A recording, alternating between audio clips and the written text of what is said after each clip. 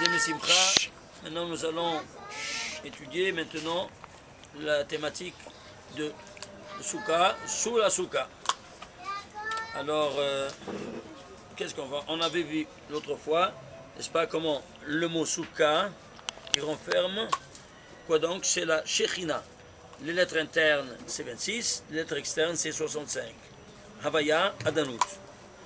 Ça, c'est Or Penimi, Or Makif, ça s'appelle. La lumière interne et la lumière environnante. La lumière environnante, c'est la femme. Ça, c'est la Malchut. C'est le nom qui anime la Malchut, la royauté.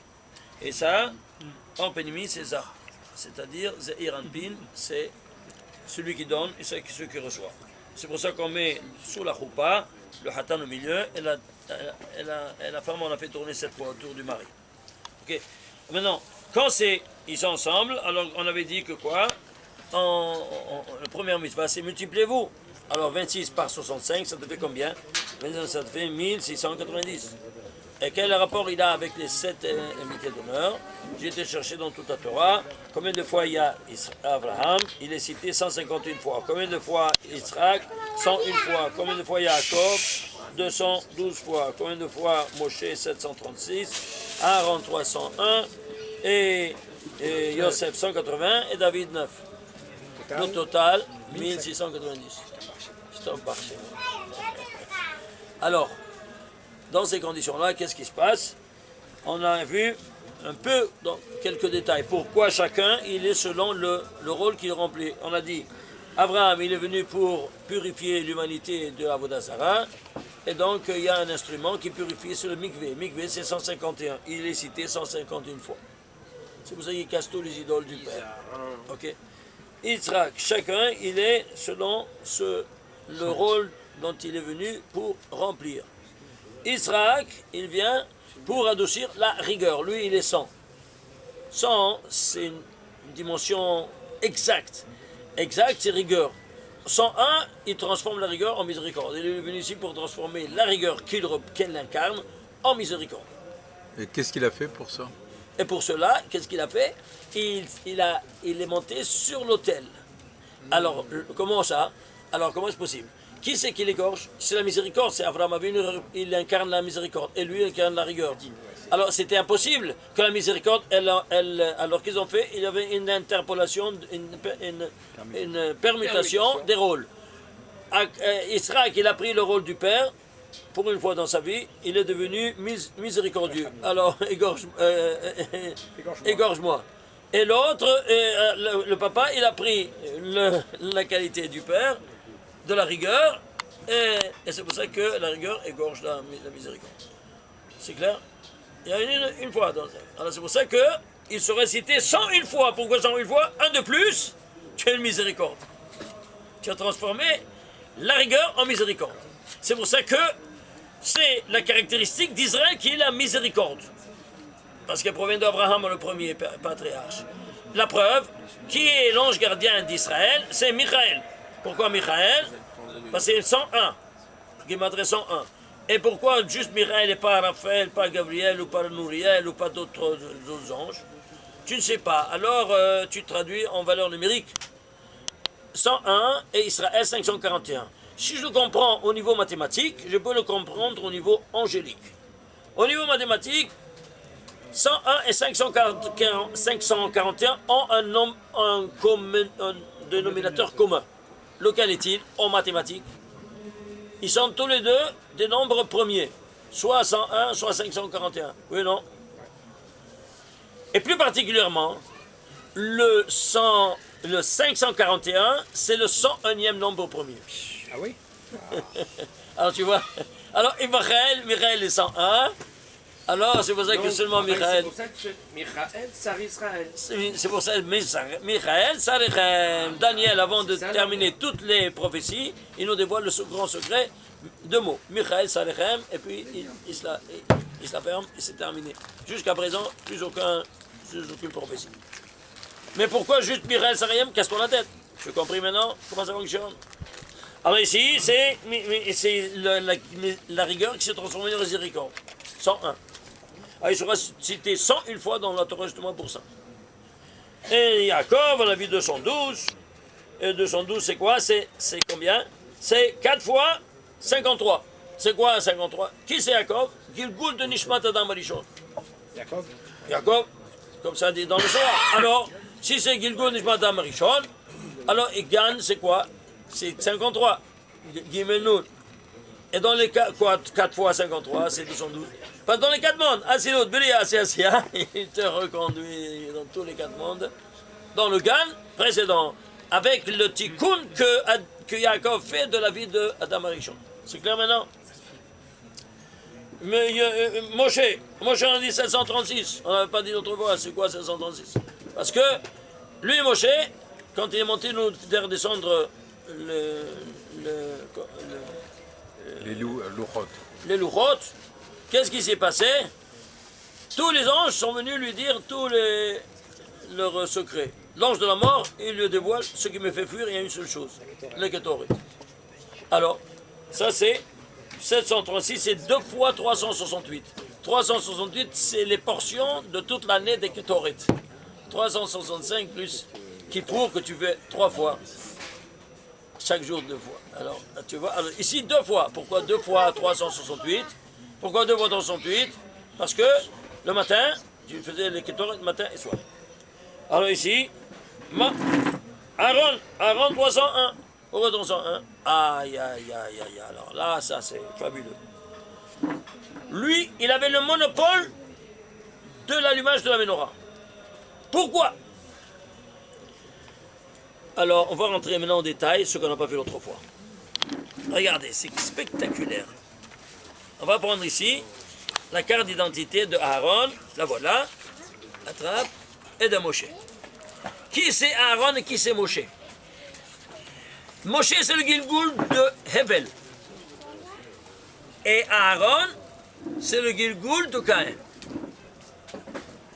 Alors, ici, à l'aube de l'humanité, l'aîné, Caïn, il va tuer le frère cadet Hevel. Il retourne en Gilgul, l'aîné, Caïn, chez Aaron, et le frère cadet, chez Moshe. Avant, lui déclare guerre totale et il le tue. Maintenant, Aaron, il se met à son service total de son frère. Un tikkun. Si avant, Caïn, il a fait un sacrifice que Dieu n'a pas accepté, ici, il sera le sacrificateur Aaron de tout le peuple et tous ces sacrifices seront acceptés. Ici, qu'est-ce qu'il est? Il est lui, Hevel. Hevel, il était un berger, et Moshe était un berger. Hevel, d'où savez-vous Hevel? Hevel Havalim, vanité de vanité. Moshe, Anav, Mikol Adam. Il était l'homme le plus humble de cet terrain de Dieu, comme Hevel. Alors maintenant, il va retourner pour donner maintenant la Torah au monde. Hevel te le dit. Hevel, c'est Hey Bet Lamed. Hey, c'est les 5 livres de la Torah que Moshe va donner, qui commence par un Bet et qui termine par un Lamed, la dernière lettre. Ça fait Hebel. Tu vois, tout est sténographé. Oui, ça va. Alors dans ces conditions-là, qu'est-ce qu'on a? On a ici ce réincarnation. Alors maintenant, écoutez-moi bien. Il y a un midrash qui dit qu'il y avait 80 000 enfants qui accompagnaient sa mita de Aaron quand il est mort. Qui c'était ces 80 000 enfants? Ils étaient tous appelés au nom de Aaron, nés par le shalom bayit qu'il a fait entre papa et maman, et eux ils sont nés de cette union. Alors, c'est tout, comme ça dit le Midrash. Casse-toi la tête, pourquoi 80 000? Parce qu'avant, ici, il a déclaré guerre totale à comment il s'appelle? À Hevel. Maintenant, il va poursuivre la paix, Rodef Shalom, comme personne d'autre au monde. Parce que pour faire le tikkun de cette guerre qu'il a fait, il doit faire le shalom maintenant à tous les niveaux. Au niveau des unités, des dizaines, des centaines et des milliers. Suivez-moi. Pourquoi 80 000? Il a fait la paix avec combien de personnes? S'ils sont nés dans l'union, il y avait 80 000 enfants qui s'appelaient Aaron. Il a fait la paix entre combien de personnes? Le double. Combien? Le double. Pourquoi combien ils sont? 80 000 c'est un enfant. Et 80 000? 160 000. C'est juste. Il a fait les ventes de 160 000. Pourquoi dans 60 000 après il est parti de ce menti, il ne pouvait plus rester? Parce qu'il a fait un tikkun au niveau des milliers. Quoi? Avant il était qui? Caïn. Combien c'est Caïn? Gematria Caïn. Kouf, Yud, Nun. Kouf, 100. Yud, 160. Ici 160 000. Pourquoi 1000? Au niveau de 18 et des dizaines, des centaines, des milliers, il est arrivé 1000 fois ce qu'il était avant. Alors il peut quitter ce monde-ci. Aïe, aïe, aïe, aïe, aïe, je t'embarque. Vous vous rendez compte de ça? Regardez comme les comptes sont exacts. Un qui passe au monde-ci, pas avant de faire. Alors dans ces conditions-là, qu'est-ce qui se passe? Alors on va aller rentrer maintenant dans les détails. Suivez-moi. Qui c'est? Moshe. Le Zohar nous l'appelle Botsina Kadisha. Qu'est-ce que ça dit Botsina Kadisha en araméen? La lumière sainte. Le porte-parole de la lumière divine au monde. C'était Moshe Rabbeinu. Botsina Kadisha. Alors, allons voir. 736 fois par 345. Combien de capital il y a de Moshe dans toute la Torah? Tu fais 736 par 345. Combien ça te fait? Ça te fait 260 544. Je ne sais pas c'est quoi ça. Dis Rabbi Shimon Bar Yochai, deux mots. Tu vois la Gematria, c'est un grand saut. C'est fermé. Comment tu vas le dévoiler? Eh bien, tu vas... Ilen à l'ilen. Tu vas le décomposer. Il se décompose en 2 en puissance 6 par 3, par 23, par 59. 23, c'est le 10e nombre premier, c'est 2 fois 5. Et le 18, il y a 59, le 18, c'est 2 fois 3 en puissance 2. 2 fois. Hein? Alors, pardon. Oui, c'est ça. Oui, 2 fois 9, c'est 18. Alors, on continue. Ici, ça te fait, ça c'est la base entre 2 et 3, 2 et 3. Ici 2, ça c'est 5, c'est le 4e, 4 c'est 2 en puissance 2. Et ça c'est, on est arrivé, 2 sur 3. Combien ça te fait? 2 en puissance 10 par 3 en puissance 3. Et alors, combien ça fait? Ce n'est autre que 18 fois 1536. C'est quoi 1536? Eh bien, prenez le récit du premier jour. De Bereshit, jusqu'à Yom Ehad, c'est-à-dire le domaine de la lumière créée, la lumière spirituelle créée au premier jour. Le total, c'est 10 977. Tu le décomposes comme ça te sort 1536. En nombre premier. Ok? C'est la base, la racine. Alors, 18 fois, pourquoi 18 fois 1536? Parce que 18, c'est la hauteur de la menorah. La menorah, c'est high, oui. Mais la hauteur de la menorah, elle était 18 téphars, 18 palmes. Alors 18 fois, elle était toute pleine de lumière. C'est de toute Botsina Kadisha. Et c'est pour ça qu'il n'arrivait pas à la faire.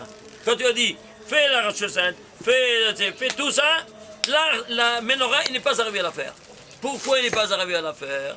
Parce que lui-même, il était Botsina Kadisha. Alors, il l'a jetée dans le lieu dit Kadosh Baruch Hu, jette-la dans le feu, elle s'est faite d'elle-même. Elle l'a jetée comme ça, elle est sortie. Par miracle. Alors, lui, c'est 18 fois 1536. Bien David de Meller, il écrit un psaume, le 67e de Teilim, en forme de menorah. Il écrit 7 versets qui vont désigner 7 branches, comme vous savez. Et le premier, c'est-à-dire, il y a 8 versets, 7 qui suivent. Mais le premier, il allume la lumière, l'amnasem binginot mizmorshir, ce verset. Eh bien, c'est à la place du feu? Oui. Eh bien, c'est à la place du feu. Tu fais la gematria, l'amnasem binginot mizmorshir, 1536. Alors, tu vois ici, c'est la lumière du premier jour quand tu allumes la menorah du Beth Amikdash. La lumière du premier jour cachée, tu la dévoiles ici. Et quand ta femme, elle allume les 2 bougies du Shabbat, ça vient de cette première lumière. Je l'ai démontré scientifiquement, c'est encore une autre conférence, c'est spectaculaire. Et Rabbi Shimon me dit, la première demi-heure que tu allumes la Hanoukia, première demi-heure, après le coucher du soleil, tu peux jouir de cette lumière du premier jour. C'est clair? De la Hanoukia. Alors maintenant, dans ces conditions-là, qu'est-ce qu'on a? On a ici que Moshe Rabbeinu, c'est la menorah. 18 fois 1500. Maintenant, qui va allumer? Qui doit allumer? Qui doit l'a ranimer? Parce que lui, il a éteint cette lumière. Caïn, qui est Aaron. C'est Aaron qui l'a rallumé. Alors c'est Aaron qui doit la rallumer? Oui, non. C'est pour ça qu'il aura le monopole de l'allumage de la menorah. Tant qu'il vivait, ce n'est que lui qui faisait ça. Alors on va prendre tout de suite Aaron. Allons voir. Aaron, Gematria 301. On a dit 301, c'est Gematria Menorah, mais c'est aussi Esh. Le nombre de fois où il est présent.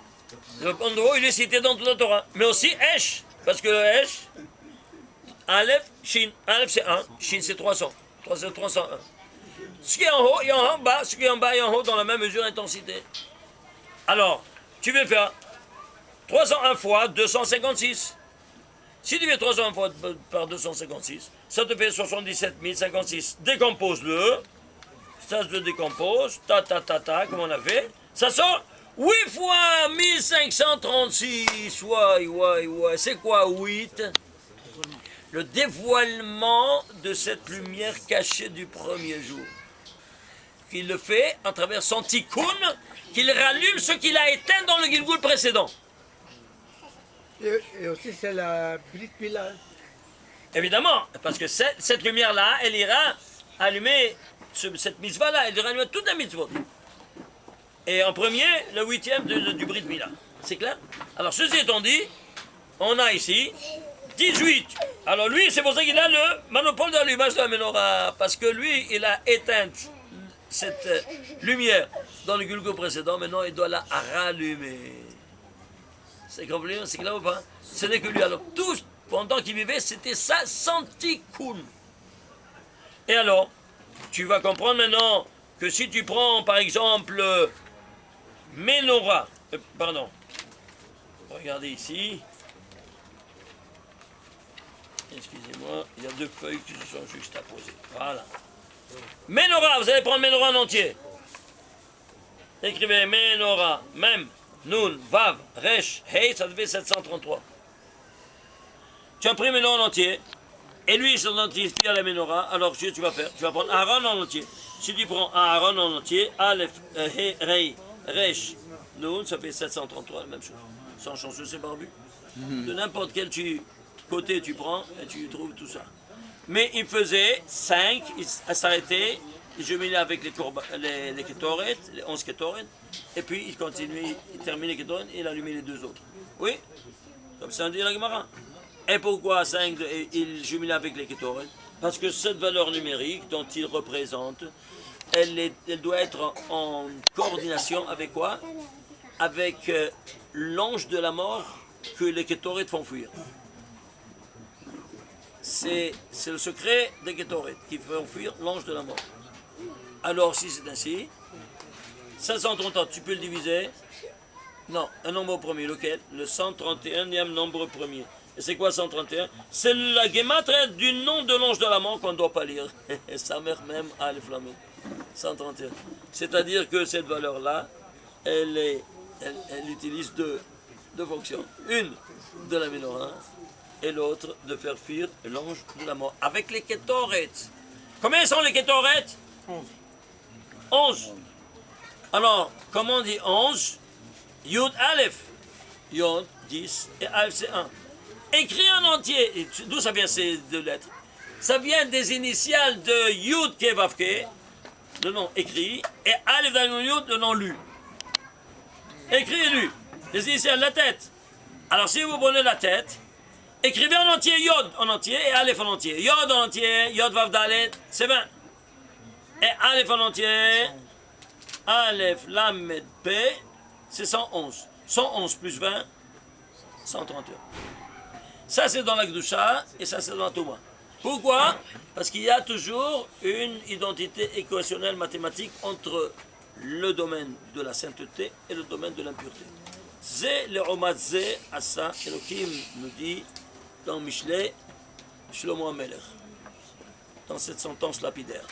Alors, comme vous voyez ici... Entre Aaron et Moshe, ça fait 26 fois 1536. Voilà ce que je voulais dire avant, Hazak Baruch. Alors, tu prends Aaron, c'est 18 fois. Moshe, c'est 18 fois 1536. Aaron, c'est 8 fois. En total, ça fait 26 fois. 18 plus 8, ça fait 26. Le nom de Dieu 26. fois 1536. Si je tabarre chez moi.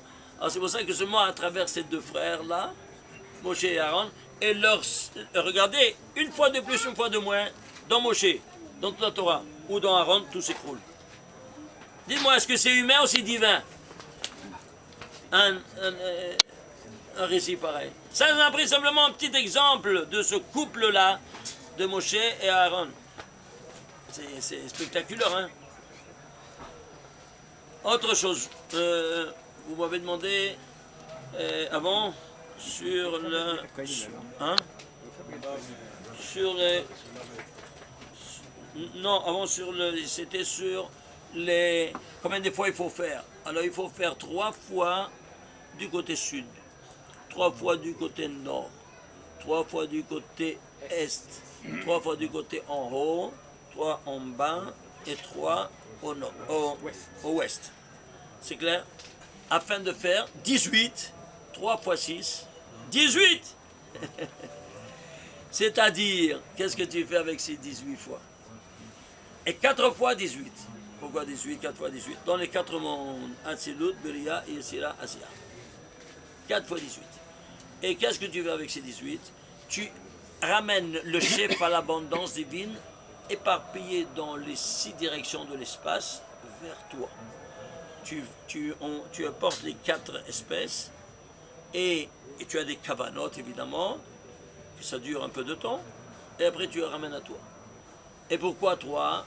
Parce que tu passes de Da'at, Bina et Chokhmah, dans les 3 de tête. Tu commences Da'at, après la Bina, et puis la Chokhmah. Et tu la portes vers toi. Parce que le Chokhmah, c'est le papa. La Bina, c'est la maman. Et Da'at, c'est l'enfant. Alors du bas vers le haut. C'est clair comment ça fonctionne? Et ça, on commence dans par les le 6 date. directions. Pardon? On commence par le date. On commence par le Da'at, par le bas. Date binaire. Date. Par l'enfant. Da'at, Dabah. Rappelle-toi les initiales. Dabah. Dabah, c'est Da'at, Bina et Chokhmah. C'est-à-dire, tu termines avec quoi? Avec la Chokhmah. Tu es arrivé, c'est une escalade. Tu montes du bas vers le haut. Pour apporter l'abondance de tout, dans cette dimension-là, dans ces trois séphirotes, une fois ça, une fois ça, une fois ça. Ok? Et toi, dans les 6 directions. Et chacun, il a ses séphirotes, évidemment. Vous avez compris? Ça, c'est... Alors, Hes et Gevura, Tiferet. Leur dire d'arrêter. Attendez, oui, dis-leur donne. Ah, vous avez compris comment ça fonctionne? Ça, c'est pour les... Il ne faut pas faire... non. Il faut faire le truc comme ça. Alors, regardez ici comment ça fonctionne. Regardez comment ça fonctionne. Le lulav, la halakha nous dit qu'il faut minimum qu'il soit 4 tefar. Pourquoi 4 tefar? Pourquoi 4 tefar? C'est pour 4 tefar. Parce que tu fais les 4 mondes, l'escalade des 4 mondes. Atzilut, Beria, Yessia, Asiya, et le lulav, il te mène, c'est le plus élevé parce qu'il te mène du bas vers le haut. Dans tous les 4 mondes. Il t'amène toute cette abondance des 4 mondes vers toi. C'est compris maintenant comment ça fonctionne? Si tu demandes à n'importe quel rabbin qui étudie, excellent, de Gemara, tout ça, pourquoi la halakha, tu dis qu'il faut 4 tefas? Il ne sait pas te répondre. Il n'a pas étudié le soir, il n'a pas dit le soir, il ne sait pas pourquoi. Le minimum, c'est 4. Et le 5e, c'est-à-dire, il dépasse, c'est quoi? C'est l'Adam Kadmon. Tu rentres dans la Adam Kadmon. C'est clair comment ça fonctionne? Pas d'autres questions? Ouais, maintenant, ça commence la Birkat Kohanim, la fameuse Birkat Kohanim, alors on ne va plus pouvoir... Donc on arrête là.